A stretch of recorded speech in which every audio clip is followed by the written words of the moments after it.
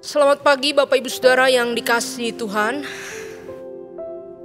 Senang sekali kembali bisa menyapa saudara-saudara melalui ibadah kita pada pagi hari ini.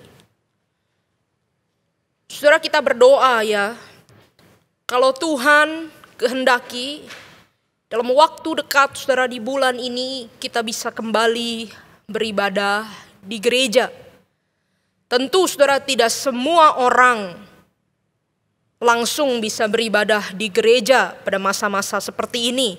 Kita masih ikut aturan protokol kesehatan, itu juga penting bagi kita menjaga tanggung jawab sosial.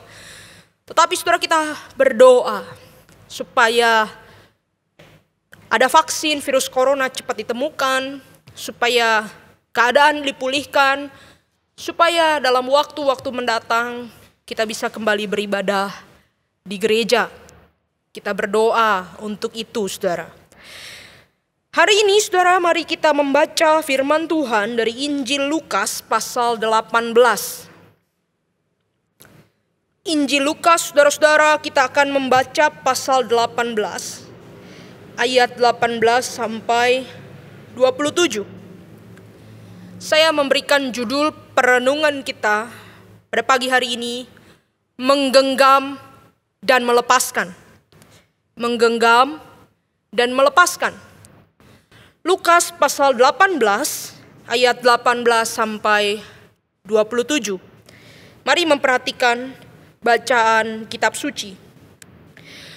Ada seorang pemimpin bertanya kepada Yesus. Katanya, "Guru yang baik, apa yang harus aku perbuat untuk memperoleh hidup yang kekal?" Jawab Yesus, "Mengapa kau katakan aku baik? Tak seorang pun yang baik selain daripada Allah saja. Engkau tentu mengetahui segala perintah Allah. Jangan berzina, jangan membunuh, jangan mencuri, jangan mengucapkan saksi dusta, hormatilah ayahmu dan ibumu." Kata orang itu, pemimpin itu, "Semuanya itu telah kuturuti sejak masa mudaku." Mendengar itu Yesus berkata kepadanya, "Masih tinggal satu hal lagi yang harus kau lakukan. Jualah segala yang kau miliki dan bagikanlah itu kepada orang-orang miskin. Maka engkau akan beroleh harta di surga. Kemudian datanglah kemari dan ikutlah aku." Ketika orang itu mendengar perkataan itu, ia menjadi amat sedih, sebab ia sangat kaya. Lalu Yesus memandang dia dan berkata, "Alangkah sukarnya orang yang beruang masuk ke dalam kerajaan Allah. Sebab lebih mudah seekor unta masuk melalui lubang jarum daripada seorang kaya masuk ke dalam kerajaan Allah." Dan mereka yang mendengar itu berkata, "Jika demikian, siapakah yang dapat diselamatkan?" Kata Yesus, "Apa yang tidak mungkin bagi manusia, mungkin bagi Allah." Demikianlah pembacaan kitab suci. Saudara-saudara, ketika kita hendak memasuki perguruan tinggi atau melamar kerja di lembaga tertentu, kita sering mengikuti serangkaian tes ujian saringan masuk, saudara, yang sering kali disebut dengan istilah fit and proper test. Tujuan dari tes-tes semacam ini itu bukan supaya kita nggak bisa masuk ke lembaga itu, ya, bukan supaya kita jadi gagal mendapatkan tempat yang kita inginkan, bukan, saudara. Tetapi lebih kepada menjamin lembaga itu, kampus atau perusahaan itu menerima orang yang tepat, menerima orang yang cocok dengan mereka. Nah, kita tentu ingat bukan, saudara, perasaan dan pengalaman kita pada waktu kita menjalani fit and proper test seperti ini. Pada waktu interview kerja pertama kali misalnya, saudara tentu sedapat mungkin menunjukkan keunggulan-keunggulan diri kita, saudara. Dan meyakinkan orang yang mewawancara itu, kalau mereka itu tidak salah menerima kita, kita ini layak diterima. Saudara, seandainya Mari kita berandai-andai. Kalau fit and proper test seperti ini diberikan kepada orang-orang yang mau menjadi murid Yesus, kira-kira apa yang akan ditanya, saudara? Apa yang akan diminta? Apa yang harus kita jawab atau lakukan supaya kita diterima jadi murid Tuhan Yesus? Kalau jadi murid Tuhan Yesus ada fit and proper testnya, kira-kira, saudara, apa yang harus kita tunjukkan kepada Yesus untuk membuat dia yakin bahwa kita layak diterima menjadi murid-muridnya? Sampai di sini pasti saudara-saudara banyak yang berargumen ya. Berpikir jadi murid Yesus itu kan anugerah, bukan atas usaha kita. Betul sekali saudara, saya setuju sekali. Ya, kita harus selalu ingat saudara, bahwa kalau kita bisa dicari Tuhan, disayang Tuhan, ditebus Tuhan, dipakai Tuhan, itu semata-mata anugerah Tuhan, bukan usaha kita. Kita harus ingat itu saudara. Di dalam keyakinan reform, ini disebut apa saudara? Kedaulatan Tuhan, ya, pilihan Tuhan. Anugerah Tuhan bukan usaha kita. Betul sekali saudara. Tetapi ada perbedaan antara menerima anugerah keselamatan itu dengan menyerahkan hidup menjadi murid Yesus yang setia. Beda saudara. Menerima anugerah keselamatan dengan menjadi murid Yesus itu beda sekali. Ada orang yang berkata anugerah keselamatan itu gratis, diberikan Allah dan bukan karena usaha saya, tetapi hidup mengikut Yesus itu berharga seumur hidup. Saudara, kita tidak boleh lupa, banyak pula saudara bagian-bagian kitab suci yang menunjukkan bahwa untuk menjadi murid Yesus itu kita harus membuat keputusan. Ada harga yang harus kita bayar, ada syarat yang harus kita tempuh. Alkitab jelas sekali saudara, misalnya Lukas 9 ayat 23. Setiap orang yang mau mengikut aku, kata Yesus, ia harus menyangkal dirinya, memikul salibnya setiap hari dan mengikut aku. Atau Matius 10 misalnya, dikatakan kalau ada orang mengasihi bapaknya, ibunya lebih daripadaku, mengasihi anaknya laki-laki perempuan lebih daripada mengasihi aku, kata Yesus, dia tidak layak bagiku. Bahkan dikatakan orang-orang yang tidak memikul salibnya tidak layak bagi Yesus. Bahkan di dalam bagian Alkitab yang lain kita juga melihat catatan-catatan yang mengatakan bahwa setiap orang yang mau ikut Yesus harus siap menderita. Karena dunia tidak suka Yesus dan pengikutnya. Mungkin saudara ini sebabnya. Kenapa banyak orang bisa mengaku diri Kristen tapi tidak banyak yang sungguh-sungguh jadi murid yang setia. Banyak orang bisa bilang saya Kristen, saya ke gereja, tetapi tidak banyak yang setia. Sudah dalam cerita Injil Lukas yang tadi kita baca, kita melihat sebuah perjumpaan antara Tuhan Yesus dan seorang pemimpin. Kalau kita lihat catatan ini yang paralel sama di dalam Injil Markus misalnya, dikatakan begini, si pemimpin itu berlari-lari mendapatkan Yesus lalu berlutut di hadapan Yesus. Ini berarti menunjukkan apa saudara? Si pemimpin ini memang luar biasa pengen ketemu dengan Yesus. Dia cari Yesus, berlari-lari mendapatkan Yesus. Dia mengajukan sebuah pertanyaan seperti ini. Guru yang baik, apa yang harus aku perbuat supaya aku mendapatkan hidup yang kekal?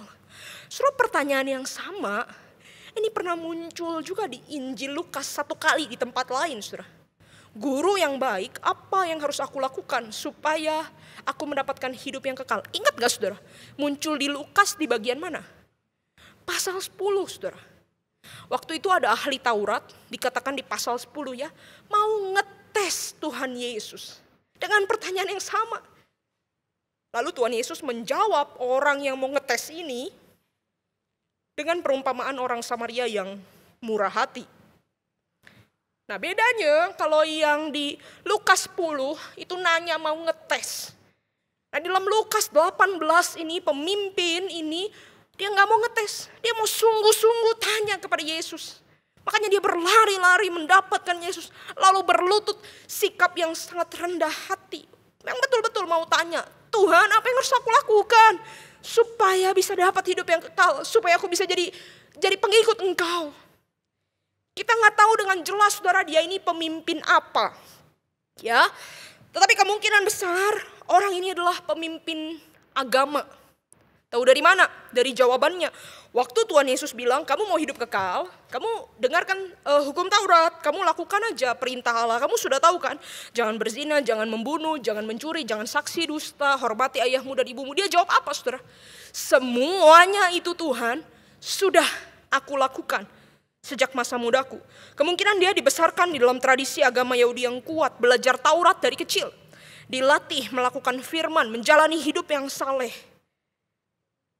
Bukan hanya itu, saudara, di ayat 23 diberikan juga keterangan bahwa orang ini adalah orang yang sangat kaya.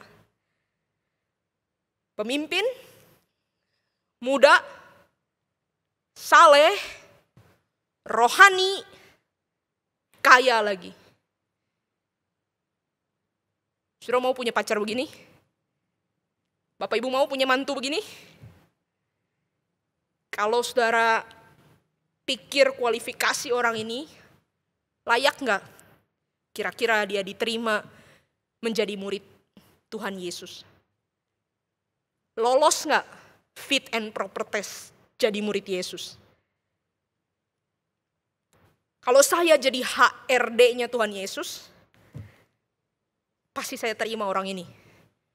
Nggak tahu Ibu Rebecca kalau jadi HRD-nya Tuhan Yesus akan terima nggak ya? Kenapa saudara dia layak? Karena kualifikasinya menjanjikan. Pemimpin, muda, tahu isi Alkitab. Setidaknya dia hafal ya semua hukum itu. Dan dikatakan dia taat melakukan, dari kecil sudah saleh, kaya lagi. Saya percaya orang ini bukan cuma bisa khotbah, tapi kesaksian hidupnya juga baik. Dan ketika gereja defisit karena pandemi, efek pandemi, orang ini mungkin akan nyumbang, saudara. Waduh, mana ada yang mau tolak murid Yesus yang begitu? Mana ada yang mau tolak majelis yang begitu? Mana ada yang mau tolak hamba Tuhan yang begitu? Kalau dibandingkan pemimpin ini dengan orang yang sekarang bicara di depan saudara, jelas yang lagi ngomong di depan saudara ini kalah jauh, saudara, gak ada apa-apanya. Tetapi di dalam cerita ini, saudara, kita melihat Yesus itu seperti gak puas dengan segala sesuatu yang dimiliki orang ini.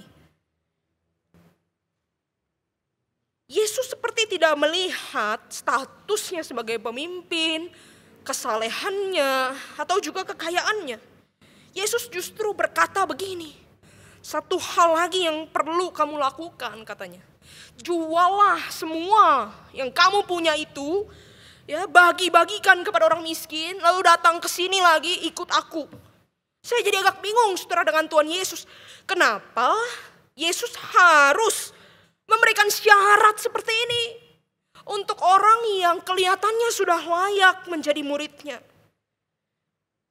Saudara, bukankah kepada murid-murid lain yang ikut Yesus, Yesus nggak kasih syarat seperti ini? Saudara coba lihat siapa? Petrus, Andreas, Yohanes, Yakobus, Filipus, Nathanael. Siapa yang disuruh jual semua hartanya? Nggak ada, saudara. Kebanyakan mereka justru murid-murid Yesus yang terpilih, orang-orang miskin, ya, orang-orang yang tidak berpendidikan, hidupnya keras di jalanan, di kapal, bukan di rumah ibadah. Tetapi kenapa yang mereka ini sepertinya gampang sekali diterima jadi murid Yesus. Tapi si pemimpin yang saleh dan kaya ini kok sepertinya susah sekali diterima jadi murid Yesus. Saudara, jangan salah paham dulu. Kita lihat lebih dalam. Di dalam teks-teks Alkitab, saudara, kita melihat banyak sekali cara berbeda untuk seseorang itu bisa menjadi murid Yesus. Ya, ada yang dipanggil sama Tuhan Yesus kemudian dia ikut. Ada pula yang datang dengan sendirinya minta untuk ikut Yesus dan kemudian ikut Yesus. Ada pula yang gak ditulis gimana ceritanya, tiba-tiba dia udah ikut aja di dalam perjalanan Tuhan Yesus. Saya mengamati cerita-cerita pemuritan Tuhan Yesus ini. Dan saya mengambil sebuah kesimpulan, saudara. Tuhan Yesus tidak memanggil Orang yang punya talenta, tidak memanggil orang yang berpendidikan, tidak memanggil orang yang kaya, terhormat, kelihatan religius atau sempurna di dunia ini. Tetapi Tuhan Yesus memanggil setiap orang yang mau melepaskan segala sesuatu untuk mengikut Yesus. Tuhan Yesus panggil mereka yang rela kehilangan hartanya, rela kehilangan kekayaannya, cita-citanya, mimpinya, keluarganya, bahkan kehilangan nyawanya sendiri untuk mengikut Dia. Saudara, kalau kita lihat cerita pemanggilan para murid Petrus dan kawan-kawan di dalam Lukas pasal yang ke-5, mereka sedang menangkap ikan semalam suntuk dan tidak dapat. Lalu tiba-tiba Yesus datang dan mereka dapat ikan. Lalu Yesus panggil mereka. Dan di catatan Lukas 5 ayat 11 dikatakan apa? Mereka menghela perahu-perahu itu di darat, parkir. Lalu mereka meninggalkan segala sesuatu, termasuk jala yang isinya tangkapan ikan yang penuh itu. Lalu mereka mengikut Yesus. Kalau kita melihat catatan di Matius 4, bahkan Yohanes dan Yakobus, kakak beradik satu papa itu, anak Zebedeus itu, dikatakan mereka meninggalkan perahu serta ayahnya, lalu mengikut Yesus. Bahkan Matius, si pemungut cukai, ketika dipanggil untuk menjadi murid Yesus, dia meninggalkan rumah cukainya. Dia tinggalkan relasi-relasinya, kehidupan lamanya dengan para pemerintah Romawi. Dan dia pilih hidup yang baru bersama Yesus. Bagaimana dengan orang-orang yang dalam tanda kutip gagal menjadi murid Yesus? Alkitab juga mencatat, saudara, orang-orang yang gak jadi ikut Yesus, gak berhasil ikut Yesus. Bukan karena mereka kurang kaya, kurang saleh, kurang berbakat. Bukan, saudara. Tetapi justru banyak orang dalam tanda kutip gagal mengikut Yesus. Itu karena gagal melepaskan genggaman mereka terhadap sesuatu yang lain, yang sangat penting di dalam hidup mereka. Di dalam Lukas 9 misalnya, saudara, ayat 57 sampai 62, kita lihat 3 orang yang gagal, gak jadi ikut Yesus. Yang pertama datang kepada Yesus bilang, aku mau ikut engkau. Lalu Tuhan Yesus bilang, kamu mau ikut aku? Kamu harus tahu ya, serigala punya lubang, burung punya sarang. Aku gak punya tempat untuk meletakkan kepala. Aku ditolak di mana-mana. Akhirnya orang ini gak jadi mengikut Yesus. Mungkin dia gak bisa melepaskan kenyamanan dirinya. Dia gak bisa hidup tanpa kepastian. Orang yang kedua dipanggil langsung oleh Yesus. Ayo ikut aku. Dia katakan apa? Aku mau ikut engkau, tapi tunggu nanti papaku udah mati, orang tuaku udah mati, aku udah gak ada tanggungan lagi, baru aku ikut engkau. Tuhan Yesus katakan apa? Biarlah orang mati menguburkan orang mati. Orang ini gak bisa lepas dari ikatan keluarga. Aku mau ikut engkau, Tuhan, tapi keluargaku lebih penting dari engkau. Aku mau pelayanan Tuhan, tapi keluargaku siapa yang urus? Emang Tuhan bisa urus? Aku mau ikut Tuhan, tapi sekarang keluargaku jauh lebih penting. Akhirnya gak jadi ikut Tuhan. Orang ketiga, saudara, berkata, aku mau ikut engkau Tuhan, tetapi izinkan aku pamitan dulu dengan keluargaku. Dengan kata lain, aku mau ikut engkau Tuhan, tapi nanti tunggu urusan masih banyak, aku beresin dulu. Sampai semua urusan hidupku udah beres, kepentingan diriku beres, aku ikut engkau. Tunggu Tuhan, nanti hidup saya kalau udah settle, saya ikut Tuhan. Tuhan Yesus katakan apa? Kalau siap membajak, tapi lihat ke belakang, gak layak bagi kerajaan Allah. Saudara, ketiga orang di dalam Lukas 9 yang gagal mengikut Yesus, itu kesamaannya satu. Gak bisa melepas sesuatu yang bagi dia sangat penting. Dengan kata lain, ini lebih penting, Yesus nanti dulu. Sampai di sini, saudara, kita melihat panggilan untuk menjadi murid Yesus itu adalah panggilan untuk melepaskan segala sesuatu, bukan mendapatkan segala sesuatu. Panggilan untuk menyembah Allah yang benar itu adalah melepaskan segala sesuatu, saudara, bukan menggenggam segala sesuatu. Betapa keliru kalau kita berpikir mengikut Yesus untuk mendapatkan berkat, mendapatkan kenyamanan, mendapatkan popularitas, nama baik, mendapatkan koneksi, mendapatkan penghargaan dari orang sekitar. Keliru sekali. Hal utama yang bisa saudara dan saya dapatkan kalau kita ikut Yesus, itu adalah pribadi Yesus sendiri. Kalau kita ikut Yesus, kita dapat Yesus sendiri. Dan karena dia begitu besar, karena dia begitu berharga, saudara tidak mungkin ikut dia, tapi pegang yang lain. Saudara tidak mungkin pegang Yesus satu tangan, tapi satu tangan pegang yang lain. Gak mungkin. Itu sebabnya saudara, kalau kita pilih pegang Yesus, artinya kita harus lepaskan yang lain. Pilih pegang Yesus, berarti tidak ada genggaman yang lain. Yesus mengundang engkau dan saya melepaskan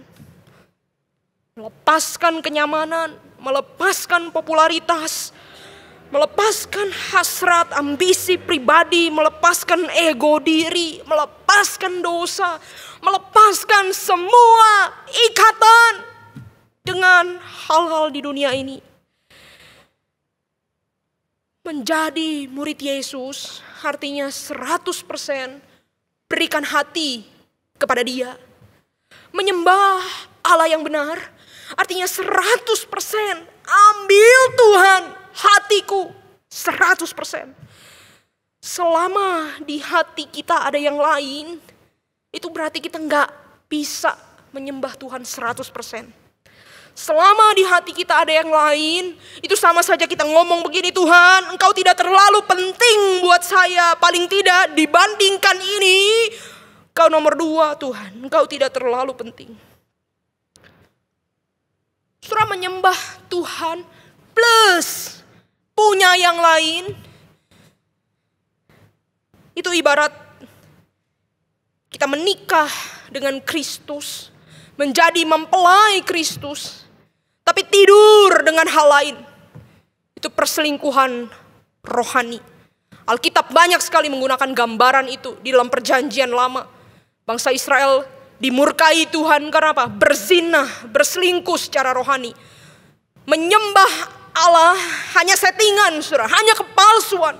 Tetapi yang terlebih dicintai sebenarnya adalah kenyamanan diri. Yang terlebih dicintai adalah kebanggaan diri sendiri. Saudara, pada akhirnya kita harus buat pilihan. Tuhan 100% atau tidak sama sekali. Gak ada yang namanya Tuhan 99%. Gak ada, saudara. Tuhan 100% atau dengan kata lain, saudara, tidak menyembah Tuhan sama sekali. Setiap kita bisa punya banyak hal yang kita genggam di dalam hati ini selain Tuhan.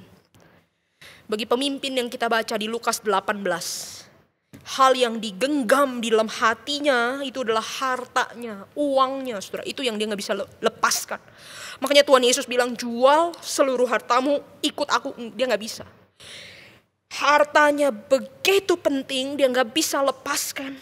Dia gak bisa kehilangan itu. Dengan kata lain dia mau katakan begini, Yesus engkau baik, Yesus engkau saya perlukan, Yesus engkau penting sih buat saya, tetapi Yesus engkau nomor 2 kalau dibandingkan hartaku. Kalau sekarang aku suruh pilih, aku pilih hartaku. Saudara ingat tadi orang ini nanyanya apa di awal? Pertanyaannya apa? Guru yang baik, apa yang harus aku lakukan supaya mendapatkan hidup kekal? Lalu Tuhan Yesus jawab, juallah hartamu. Dia gak bisa. Berarti dengan kata lain dia bilang begini, peduli amat deh hidup kekal atau tidak hidup kekal. Asal saya punya harta, it's all finished. Kalau saya punya harta, itu baik semuanya. Kalau saya punya harta, itu lebih penting. Peduli amat deh. Mau hidup kekal atau tidak hidup kekal. Yang penting, saya punya harta. Perhatikan ini, saudara. Apa yang ada di pusat hati, saudara? Apa yang ada di inti hati kita yang begitu penting bagi kita? Sesungguhnya itulah Allah kita, saudara. Apa yang paling penting di hati saudara? Sesungguhnya itulah yang kita sembah. Apakah saudara benar-benar menyembah Allah? Apakah saudara benar-benar menyembah Yesus? Atau jangan-jangan kita menyembah berhala, saudara? Menyembah yang lain. Banyak orang berkata dirinya Kristen. Datang ke gereja, kebaktian setiap minggu, saudara. Ikut pelayanan, tetapi jauh di dalam hatinya tidak pernah menyembah Allah yang benar. Tetapi dia menyembah banyak berhala yang lain. Saudara, berhala adalah sesuatu selain Tuhan yang kita pikir kita harus punya supaya hidup kita baik. Berhala adalah segala sesuatu selain Tuhan yang kalau nggak ada ini, kita bisa mati, kita nggak bisa hidup. Hidup kita akan kacau berantakan. Berhala adalah sesuatu yang membuat Tuhan nggak bisa 100% ambil hati kita.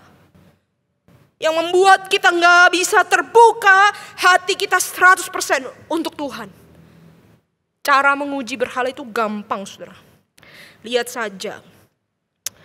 Apa yang paling sering kita pikirkan di dalam hati kita, di dalam pikiran kita, kalau kita udah nganggur, udah gak ada lagi yang harus kita pikirkan. Yang otomatis muncul di dalam pikiran kita, itulah sesungguhnya Allah yang kita sembah. Lihat saja kemana biasanya kita pergi atau apa yang kita cari, apa yang kita lakukan untuk menemukan perlindungan, menemukan kenyamanan, menemukan penghiburan kalau kita lagi stres. Saudara, lihat saja apa yang paling banyak menghabiskan pengeluaran saudara. Karena pentingnya hal itu, maka kita rela membuat pengorbanan apapun. Di mana saudara paling banyak menghabiskan waktu, uang, tenaga, saudara bela-belain. Kemungkinan itu berhala kita, saudara. Saudara, lihat hal-hal apa yang sangat saudara lindungi dan akan membuat saudara sangat marah kalau itu diusik-usik. Bagi sebagian orang itu adalah keluarganya, anaknya. Saya sering dengar perkataan seperti itu ya. Kamu boleh katain saya, tapi kamu sebut anak saya habisi kamu gitu ya. Wah. Jadi apa yang sangat dia lindungi, kalau disenggol itu sedikit dia begitu marah. Bagi orang lain harga diri. Disenggol sedikit marah. Apa itu, saudara? Dan cara mengidentifikasi berhala paling sederhana itu seperti ini. Kalau misalnya ya, di dalam hidup saudara, segala sesuatu yang ada di dalam hidup saudara itu diambil. Ya, Tuhan mau minta semua yang ada pada kita. Lalu kita bilang, nih Tuhan nih, ambil. Ya, misalnya Tuhan mau ambil, lalu kita kasih. Nih kasih. Nih ambil Tuhan. Satu yang terakhir, tapi ini jangan ambil Tuhan. Nah itu berhalanya. Semua bagian hidup kita diminta. Ini silakan, ambil aja, ambil. Siapa yang mau, silakan. Tapi satu ini, jangan. Berhalanya itu. Kadang kita dengan mudah mendefinisikan ya. Mungkin berhala kita uang, gadget, pacar, pekerjaan, hobi, saudara makanan, internet, seks, mainan, dan sebagainya.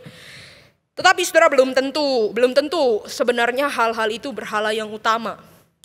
Seringkali hal-hal yang seperti itu bisa jadi juga asisten, saudara, bagi dewa berhala yang paling besar di dalam hati kita. Maka saya mau kita melihat sedikit anatominya berhala gitu ya. Jadi ternyata benda-benda yang kita pikir bisa jadi berhala itu ya kadang iya berhala, tapi kadang itu cuma asisten untuk berhala yang lebih besar. Yang harus dikalahkan itu yang lebih besar. Menurut Timothy Keller ada 4 sebenarnya berhala utama dalam hidup manusia. Yang pertama itu kenyamanan, yang kedua penerimaan orang lain, cinta kasih orang lain. Yang ketiga itu adalah kesuksesan, kemuliaan diri. Dan yang keempat itu kontrol atas segala sesuatu. Saudara, misalnya ya, ada orang yang dikatakan memberhalakan uang. Nah ini contohnya begini, ada orang yang dikatakan memberhalakan uang. Dia kerja dari pagi sampai pagi lagi, gak kenal istirahat. Pokoknya mau dapat uang banyak, dia simpen uang dari mana-mana pun dia. Pokoknya uang kecil aja dia mau perhitungkan. Dan dia sangat pelit membuat pengeluaran uang, ya gak mau keluar uang. Pokoknya uang itu benar-benar dia mau tampung begitu banyak uang, mau jadi paman gober gitu ya. Tapi kemudian dia tanya, kenapa kamu gila uang misalnya? Dia dikatakan begini, karena dulu kecil, saya tuh hidup susah. Saya dan saudara-saudara saya direndahkan sama sepupu-sepupu saya yang kaya. Kita dijahatin terus. Mereka semua pakai baju baru, kita pakai baju bekas begitu ya. Lalu kita dijahatin sama mereka.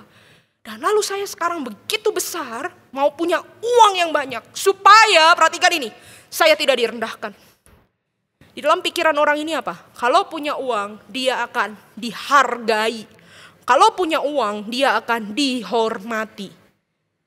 Saudara lihat ya, sebenarnya yang dicari utamanya bukan uangnya. Yang dicari apa? Harga diri, kemuliaan diri, rasa berharga. Itu akar berhalanya. Orang lain yang kedua, bisa sama-sama gila uang, sama-sama pingin cari uang terus ya. Pokoknya punya online shop di semua platform, dia jualan apapun yang bisa jadi duit, jadi duit. Lalu tanya, kenapa kamu gila duit gitu ya, pengen punya uang banyak. Dia bilang begini, karena teman-teman saya di kantor itu semua pada suka nongkrong di tempat yang mahal-mahal, pakai barang branded. Mereka ini sosialita. Supaya saya bisa masuk ke kelompok itu, supaya saya bisa diterima jadi teman mereka, ya saya harus punya modal dong, punya uang. Setidaknya beli baju, beli tas, bisa bayar kalau makan sama-sama mereka. Nah, saudara perhatikan, kalau tadi orang yang pertama yang dicari bukan uangnya sebenarnya, tetapi apa? Kemuliaan diri, kehormatan, harga diri. Orang yang kedua ini, yang dicari juga bukan uang itu sendiri, bukan. Tetapi apa? Supaya bisa masuk ke kelompok. Supaya bisa diterima di dalam komunitas. Jadi akar berhalanya bukan uang. Tapi apa? Penerimaan orang lain. Saudara lihat di dalam hati saudara. Seringkali kita hanya mengalahkan asisten berhala gitu ya. Oke, saya kecanduan gadget. Maka saya lempar gadget saya ke laut. Jangan saudara, kasih saya aja. Lalu saudara bilang begini, saya kecanduan kerja. Oh kalau gitu saya ambil liburan, 3 bulan tidak kerja. Kadang itu gak menyelesaikan masalah saudara. Nanti saudara punya mainan baru atau punya pengalihan yang baru. Saudara kan sama begitu lagi. Yang perlu kita hancurkan, kita kalahkan adalah akar berhalanya apa. Kenapa saudara kecanduan gadget? Oh karena mungkin saudara hanya mau kenyamanan, saudara gak mau merasakan pusing di dunia ini, sakit di dunia ini. Saudara memberhalakan happiness misalnya. Kenapa saudara gila kerja? Ya karena saudara mau isi waktu. Kalau saudara sendirian, saudara merasa bingung dengan diri saudara. Ya, saudara butuh sesuatu untuk saudara merasa berarti hidup ini, saudara berguna. Nah, saudara akarnya adalah penghargaan diri. Saudara coba cari tahu apa yang menjadi berhala saudara di dalam hati saudara. Banyak hal bisa jadi berhala termasuk pelayanan. Saya kira pelayanan itu adalah pada dasarnya baik ya. Pelayanan tidak pernah dirancang Tuhan untuk membuat kita jatuh dalam dosa. Pelayanan itu adalah alat anugerah untuk membentuk kita jadi semakin serupa dengan Tuhan. Tapi kadang saudara kita karena ada berhala yang kita layani, pelayanan itu jadi asisten untuk kita melayani berhala kita.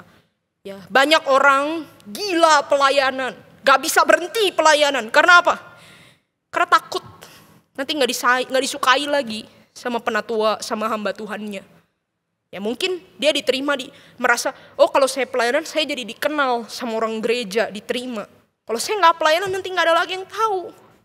Atau ada orang yang gak bisa berhenti pelayanan karena apa? Berpikir dengan pelayanan ini ada sesuatu yang dia bisa kontrol. Mungkin di rumah gak ada sesuatu hal yang dia bisa kontrol. Anaknya gak mau dengar dia, istrinya gak mau dengar dia. Di pelayanan ini dia bisa kontrol sesuatu. Hati-hati saudara. Pelayanan bisa menjadi asisten di dalam kita melayani berhala kita. Saudara perlu kenali akar berhala di dalam hati kita. Akui itu di hadapan Tuhan. Bereskan di hadapan Tuhan. Tuhan, saya merasa diri tidak berharga. Kalau saya tidak punya uang, saya nggak berharga. Kalau saya nggak punya pekerjaan ini, terus apa gunanya saya? Tuhan, sebenarnya bagi Engkau saya berharga nggak sih? Apa gunanya Tuhan Engkau menciptakan saya? Tanya saudara kepada Tuhan. Bereskan di hadapan Tuhan. Saudara, pertanyaannya, ada nggak yang mampu 100% lepas dari berhala? Bisa nggak kita benar-benar buka hati 100% buat Yesus? Nggak ada yang lain. Ya, ini pertanyaan jelas diutarakan murid-murid Yesus di ayat 23 di sana. Dikatakan 24 di sana. Kalau gitu siapa yang bisa masuk dalam kerajaan Allah? Pada dasarnya saudara, nggak ada yang bisa. Pada dasarnya, gak ada dari saudara dan saya yang bisa 100% buka hati untuk Tuhan. Tidak ada berhala, idol free, gak bisa. Saudara, saya berulang kali bergumul dengan hal ini. Berulang kali jatuh. Setiap saya bisa lepaskan satu hal berhala yang salah, nanti saya pindah lagi kepada yang lain. Hanya begitu terus saudara prosesnya. John Calvin berkata, hati manusia itu adalah pabrik berhala yang tidak pernah berhenti produksi. Berulang kali bukan kita menganggap Tuhan tidak terlalu penting. Ada yang lebih harus saya dahulukan daripada Tuhan. Dan kita berulang kali bukan merasa Tuhan gak cukup untuk merasa hidup kita baik. Tuhan itu cukup hanya di teori. Tapi kalau di hidup sehari-hari Tuhan gak cukup. Bukankah itu yang saudara dan saya pikirkan? Saudara, satu-satunya pribadi yang sanggup mampu memberikan hatinya 100% untuk Allah dan tidak ada arah kepada hal-hal yang lain, itu hanya Tuhan Yesus sendiri. Berulang kali di dalam hidupnya Yesus diperhadapkan dengan godaan, saudara. Godaan kekuasaan, kemuliaan dari setan. Godaan kemuliaan diri karena banyak orang mau ikut dia. Ya, godaan kenyamanan, dia boleh pilih mau pergi ke salib atau enggak usah. Sampai di titik terakhir di hidupnya banyak orang nantangin dia. Kalau kamu Tuhan, turun dong, buktikan kuasamu. Saudara, tetapi Yesus lepaskan segala sesuatu. Dia tidak pilih jalan menggenggam mendapatkan yang lain. Yesus lepaskan kemuliaan, kekayaan, kuasa, bahkan nyawanya sendiri untuk saudara dan saya. Maka satu-satunya harapan kita adalah berpegang pada Yesus. Berpegang pada perkataan Tuhan di dalam ayat yang terakhir, di ayat 27. Bagi manusia memang tidak mungkin. Tetapi bagi Allah segala sesuatu itu mungkin. Di dalam karya penebusan saudara, kita bersatu dengan Yesus. Kita pegang tangan dia. Saudara, Allah akan mengubah hati kita. Kalau kita sungguh-sungguh percaya, Allah ubah hati kita, saudara. Supaya apa? Supaya kita suka dia. Supaya hati kita terarah kepada dia. Hati kita bisa pingin dia lebih daripada yang lain. Saudara, kita bisa tahu dan punya rasa gelisah. Berhala itu salah dan kita jadi tidak suka. Kita jadi dimampukan melepaskannya. Semuanya ini anugerah dari Allah. Saudara, setiap kali jatuh ke dalam kecenderungan hati saudara lebih pingin yang lain, mari saudara akui di hadapan Tuhan. Bilang dengan jujur, saudara, Tuhan, saya gak suka engkau, Tuhan. Jujur Tuhan, bagiku engkau gak terlalu penting. Ada yang lain yang lebih penting. Tuhan, ampuni saya. Ampuni saya. Tuhan, tolong saya. Ubah hati saya, Tuhan. Tolong saya bisa menginginkan engkau. Berserah, saudara, betul-betul kepada Tuhan. Setiap kali Tuhan memanggil seseorang mengikut Dia, itu berarti Tuhan memanggil orang itu melepaskan segala sesuatu. Dan Tuhan juga akan memberikan kekuatan untuk berjalan setapak demi setapak. Hari ini, Tuhan kembali memanggil saudara dan saya untuk melepaskan segala sesuatu, mengikut Dia, menjadi murid yang sejati. Ikut Yesus, lepaskan segala genggaman. Maukah saudara? Maukah saudara? Mari kita tunduk kepala, tenangkan hati di hadapan Tuhan.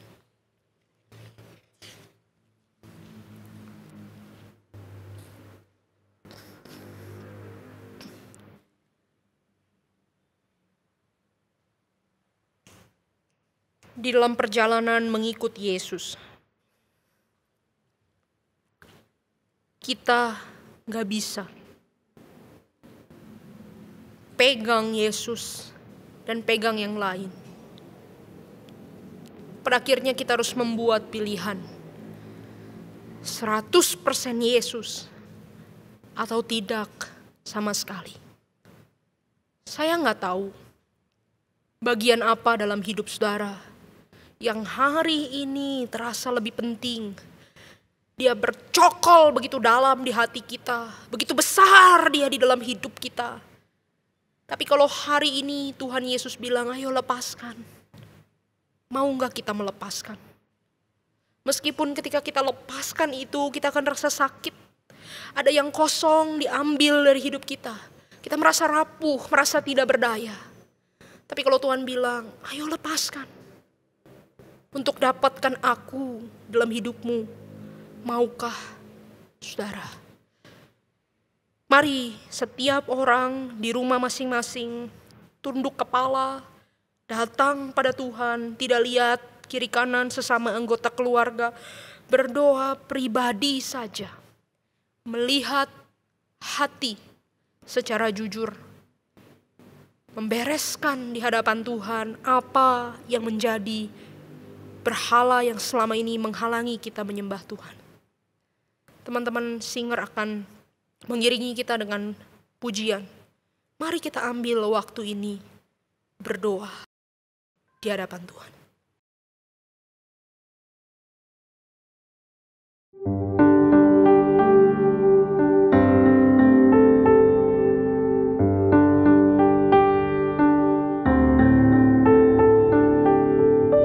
Pernah ku merasa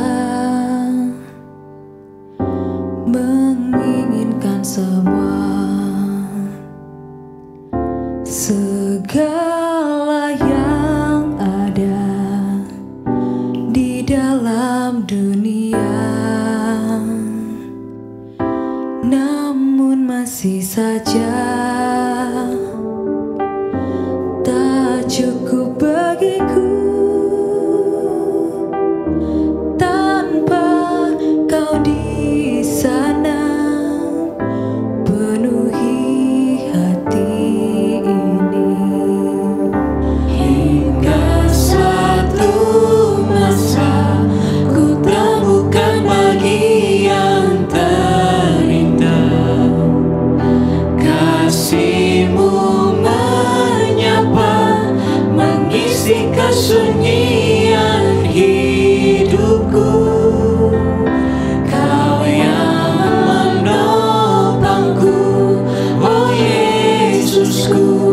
Memberi arti hidupku.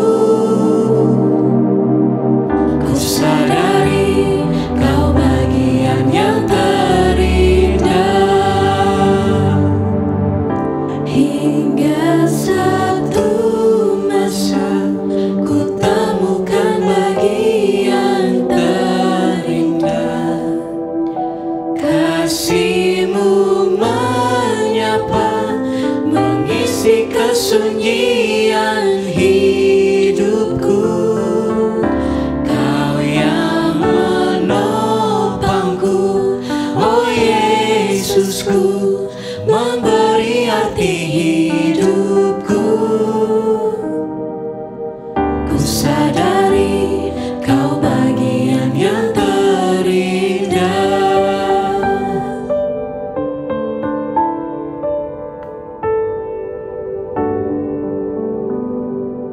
Mari kita berdoa. Ruang hati kami begitu kecil untuk Engkau tempati ya Tuhan. Kiranya kasih-Mu saja memperluasnya. Ruang hati kami hancur. Kiranya Engkau saja memulihkannya. Terlalu lama untuk hati kami bisa mengasihi Engkau ya Allah.